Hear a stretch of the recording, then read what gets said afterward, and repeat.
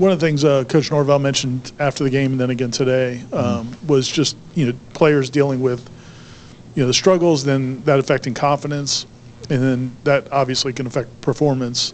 What are things that you can do? I'm sure you've been in situations before where teams have gone through things like this. What are things you guys can do to help some of these guys if they're struggling with confidence? It's always a new challenge because of the different challenges that they face. They're facing different challenges when I played, different distractions from all kind of components of this new age of college football that is kind of bearing different things. And as they get older, there's also other challenges outside of just the college football part. Some guys, I got some kids with new children, and I mean, it's always different challenges. So I think it's just trying to give them from experience and also living it, because we preach all day about how to respond to success and adversity, but if I'm not displaying that, if I'm different in how I'm responding to success and adversity, if my body language changes immediately, that kind of breathes into them. So we also got to be an example of how to stand tall in dark times, but also stand tall in successful times, because everybody wants to duck, run, hide, and kind of do that in dark times, but then you want to be out there, be open when it's going good, and that shows of lack of consistency too. So number one, it starts with being an example and sharing experiences, and also being present front and center as the good and the bad happens, to kind of give them that example. I've had players talk about people in their life that were like that, and when things were bad, they ran from it, or they hid, or they made excuses, and then when things were good, they were front runners, they wanted to be around them when they were in the news and things like that, and how they didn't want to be that. So we got to start off by being an example in the dark times just as well as the light. I'm not sure if you allow yourself to reflect on it in season, but have you given any thought to maybe lessons learned in how you self-evaluated offensive line this offseason, and I guess what kind of changes or differences you'd make moving forward? Absolutely. I mean, it's a learning experience just like a player. I'm going through some things that I've never gone through in my career. Of learning how to learn those lessons of poor decisions I made, good decisions I made, poor evaluations and good evaluations.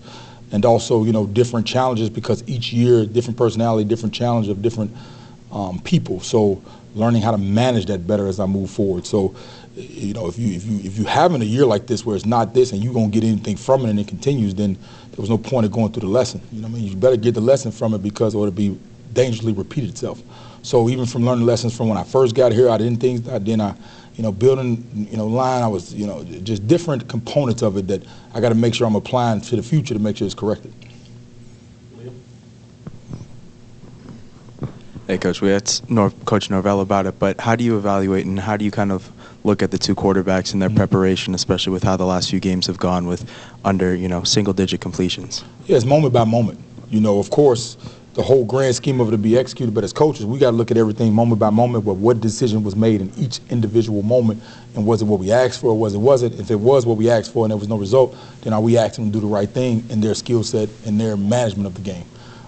So there was different times where you can see that, then there's sometimes where it's out of their control, where they did exactly what they were supposed to do, but something around them affected whether the play was successful or not, whether it be receiver, tight end, O-line, whatever it was, or running back. Those moments are out of control, but you coach all controllable moments. Same thing for O-line. I think like Darius one time, we were running an RPO where he's blocking a run, and when we give up a sack, and I see the frustration in his face of like I'm blocking a run. But at the end of the day, remember those other plays when it was in your control, when you might have lost a rep and he got hit. So it's that balance of both learning from those isolated individual performances. Coach, UNC had 7 sacks, 10 tackles for loss, and some of those seemed like they were coming on different stunts. Just what did you see up front that caused so much chaos in the backfield? Two things that gave trouble was wide 9 techniques with the right tackle. I think he gave up 2 on that. We gave up 2, I think 2.5 on basically where it might be blocking a run, where we have a route that we're trying to get open. If the safety come down to try to fit the number in that RPO play, when we don't win on it or something happens and we hold the ball a little too long and we get hit, things of that nature. On one was a sprint out, first time in my career, where we try to get those old linemen to reach those guys because we're trying to sprint the ball out. Otto just overreached the 3 technique and he caught Luke's ankle on that 1 sack. So multitude of different things, whether it be a protection, we was holding the back end and tight end on the protection. So a guy might thought he had some help, but the help didn't show up. So there's always different things of aspects to go, but also we have to make sure that even if I'm asking them to do that, And they can't physically do it. It's still my fault. It's still my responsibility. And it might be something simple that I've seen them do before, but it might be something impelling them where they're not executing just as high as they was. They're showing toughness. They're fighting through. They're staying mentally into it, but there might be a physical incapability. So I have to make sure I'm managing that a lot better in the overall protection as we're moving forward. Talking about the quarterbacks and really a lot of younger players that you guys are playing so many young players now. When they're not having positive moments out there, what are you seeing from them? And do you like what you're seeing from them even when things aren't going well? Yeah, I mean, because it's all new flashes to them. And then some young and some old, it just depends on what's happening in the moment. Like Rizzy, it was his first start ever in his life at center. So what we worked on, he handled well, but then there's some flashes of things that he didn't react to as well because he had never seen him at that position. So you're going to deal with that with older. It's just how many times have they seen the flashes of the game to control faster reactions. And you see that with experience. I mean, you see that with reps counted too. So there's going to be some flash things they do well based off ability and what they've done in practice. But there's also some things that show up in games that, you know, they coaching too over there. So it's going to be something different than what you showed or displayed, and they have to rely on experience to be able to execute it. So I think that, you know, that's what you deal with. Sometimes you replace an old problem with a new problem. And you have to deal with the new problems that come with it because of the potential moving forward. So I think a lot of that is also showing up. Coach, I asked you something similar last week, but it still seems that a lot of the problems on offense have been consistent throughout the whole season.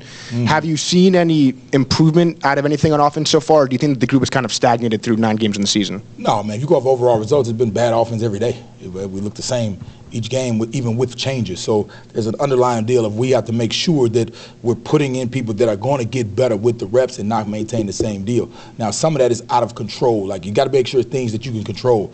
Like, for example, yeah, like Jalen Early going down throughout the game, not being available, him having a big role in his game plan because of his ability level, then you lose that. Then Rizzy had to play center, then the main receiver goes down, then you lose. So there's still some things out of your control that coaches see, but the result is still the result. So you manage it moment by moment. So there has been building blocks of success where you're seeing improvement, but there's always going to be a new flash later that has to be improved just as well. But if we're not stack blocking those things, then you might stack block it with a person has done it, and then they're not available. So now, like I say, old problems become new problems. So we just got to make sure we're eliminating as many problems as possible on the front end. And we got to do a better job of that so they can play a little bit faster in reaction and keep them in the same situation to see that flash again. Coach Norvell used the word shocked. He said he was shocked that this season's gone the way it's gone. You know, are you more surprised that you guys are 1-8, or that it hasn't gotten better, that there hasn't been some improvement to show that things are going in the right direction? Yeah, it's always going to be an overall disappointment when you're not getting the result you yielded for, because there's a lot of time and effort put into this. So that's why you see coaches say, you know, nobody's more disappointed or shocked than the guys that's putting, you know, the 18 hours in there every day to try to find ways to get it done. So, yeah, there is an overall disappointment of shock, but also opportunity, because we're learning lessons just as the players are learning lessons in different aspects of why this is happening. So sharing that experience together, making sure we're trying to find any small moment to move forward, because even in games like that, you hear coach say there were some positive, because it might not have showed up in the overall scheme, but something we asked them to do that showed up that they hadn't done before, and you got to highlight that and keep pushing forward. So I think we're going to, you know, be able to showcase that as we're building. That's why you talk about playing the young players, but you know, we've had some veteran players and some veteran moments of other people who have went through this, that had that storyline, that started here, that went here, or started here. I mean, it's a repetitive deal in our sport. When you guys are putting the game plan together, and you know, Mike's asking what your thoughts are on up front, and you know, it's year 5 and you're having to put a guy that's never played center before into a game. Absolutely. How frustrating is that? How do you get to the point where that's the best option for you? And can you walk us through, I guess, what it would have been like if Darius would have played center and he would have put maybe Rizzy at tackle instead, or was that not a thought? Yeah, and also, you know, of the experience of you can take those problems and create another problem with Rizzy going against guys who had high-level sacks the week before, you know, and he hadn't seen that speed. So you can always, you know, shuffle the dice, but you're trying to put those guys in the best position as you can for the overall group and that decision-making. And after the result, all decisions have to be questioned. That's normal, because of the result breeds that. So it could have been a right decision or the wrong decision. You got to stand tall with the decision. That's a part of the job. But I think that Rizzy showed through his snapping ability, communication, that he can play that role and start to grow in it. So that's the investment of it. And we've had other guys that, like Darius has played center, Rizzy plays center, Otto can go in there and snap in the game. We have different guys that can go in there and operate it that have been in games and done it, but also we wanted to shore up the guard positions. We wanted to put some experience at tackles because of the matchup that we're on the edge. So there's a lot of goals into the decision making, but at the end, the result needs to be questioned. If it could be the right decision or the wrong decision, or it could have been just the best decision available at the time.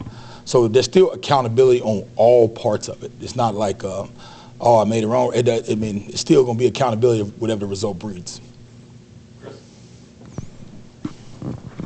Darius is a guy who's had some really good moments in his career here. Mm-hmm. Why do you think he's had such a struggle this year, and why do you think he's struggled to get back online at any point? Yeah, some of it is definitely on him dealing with the things that forced him to miss a couple games and miss time. I mean, that's something out of his control. A lot of it is on his control, too, of understanding that he might be playing next to somebody he hadn't played before and the communication that goes into it, and also the frustration of, playing back, we might, the quarterback might hold on to a little bit more. He might move over a little bit, or he might, there's different aspects that go into the frustration part of his game, because he's had some flash moments, he had some really good moments, he had some really good highlight protections in the game at points when we were taking the shots down the field. So he better press the ball. He was the isolated tackle because we trusted him to make that block. So there's been some highs and lows for him. My main thing with him is we got basically a small time together. We want to make sure we're maximizing that time to push every day for the maximum ability he can put into his control. And to say the result is the result, but to say he isn't attempting to do that would be a false. He is giving every attempt, every swing at it he can to his control. How big of a challenge does Notre Dame's defense present? Oh, extremely. They play the defense the way it's supposed to be played. They run to the football. They're big, long, they're experienced. So they play the game on defense the way it looks to play when you're playing against a good defense. So they're going to present multiple challenges just like a good defense should present, especially with the guy that head coach is there is known for playing defense. And we saw him in 22 when they came here. He was the defensive coordinator. And also when Mike was in Memphis, they played him twice back-to-back in Cincinnati and Memphis. So he has a lot of experience going against this DC and the problems he creates. I think Coach Norvell's tried to create something very unique and special here, and I don't know how many staffs in the country have been together for 5 consecutive years like you guys have with the core of everybody here. But he mentions that he's evaluating everything, and he kind of has an idea of what he wants to do with some sort of changes. Absolutely. I know you guys are professionals, but is there any sense of guys looking around and just kind of wondering what their future is going to be moving forward? Yeah, I don't. Of course, we keep that head down and go to work. But I think coaches always evaluated whether he can upgrade or not. I mean, that's the job of the chief operating guy in charge. So I think as like you talk about being an example to kids, if you're doing that, then you're a fraud in itself because you're trying to get them to go through moments of confidence when it's down and be up and what's the end result. And instead, we focus on worrying about today, get better today. And if I'm doing that, then I'm just as fraud as them, and that's going to show through. So you cannot be like that, or you're going to put that into your position group as well. So our job as the leader and authority is how to stand tall and how to be and stand in front of here when you're up and when you're down and showcase your personality, your identity, who you are, no matter what circumstances around you are going. So in order for us to ask them to do that, we have to do the same thing. Any other questions? Thank y'all. Thank you.